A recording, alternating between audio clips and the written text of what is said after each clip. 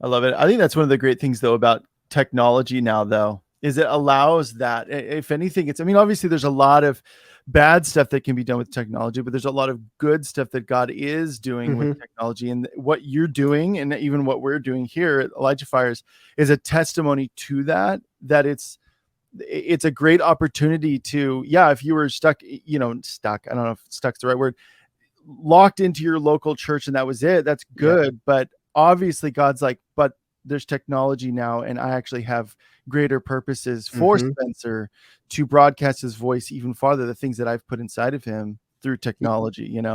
Absolutely. And it is, because I think one of the common critiques of what we do is, there's this preconceived idea of media and social media and how damaging it is. And there's documentaries on it. And I'm not arguing any of those points, right? Sure. I'm not, of course, like, there's a level of darkness that comes with social media, the internet, age of information. I get it. But like, I kind of think about how when the radio was invented, right? Everybody was like, "Oh, the radio is demonic," and people that were preaching on the radio is like they were just like they were villains, and oh, you can't, Uh-huh.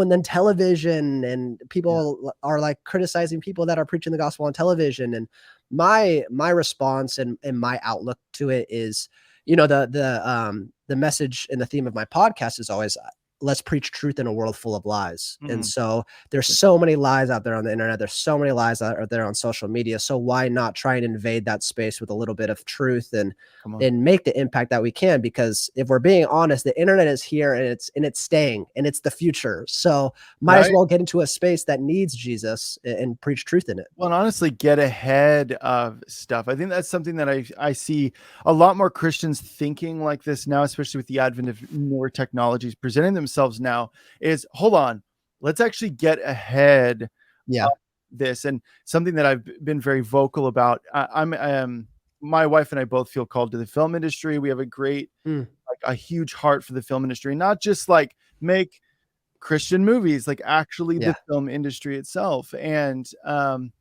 one of the things that breaks my heart is I need to get my dates exactly right on this, but it was sometime in like the first part of the 20th century. So it was like 20s, 30s, somewhere around there.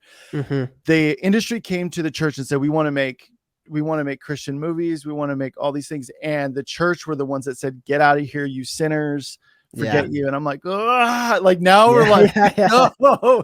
no, and so I think that's really shaped my thinking of like, what are things that we can do now to get ahead of, or to be some of the first people in these arenas of new technology presenting themselves. And so, yeah, I mean, like streaming, all that stuff is part of that.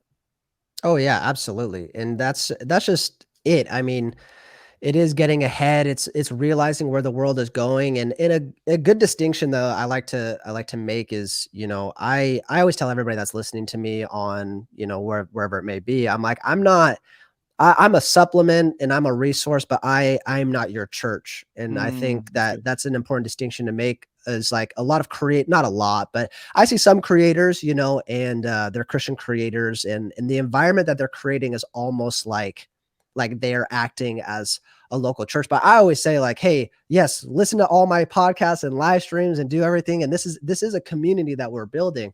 But then I also emphasize at the end of it, like, hey, this is not your local church. I am not your pastor. Like, you need to Yeah. go get a pastor at a local church. So Mhm. I think that also comes with a big criticism, is maybe a lot of churches or whatever looks at us and thinks that we're trying to replace them. But it's like, no, we're not really trying to replace them. It's just a different avenue of evangelism and discipleship that hasn't been there in the past and will only grow in the future. So that's what I always Right. like to say. I'm like, I'm not a church, but at the same time, if there's going to be a space that I can preach in and impact at scale a lot of people across the world, then of course I'm going to do it. Right. Yeah. And it's like, that's ultimately a good thing.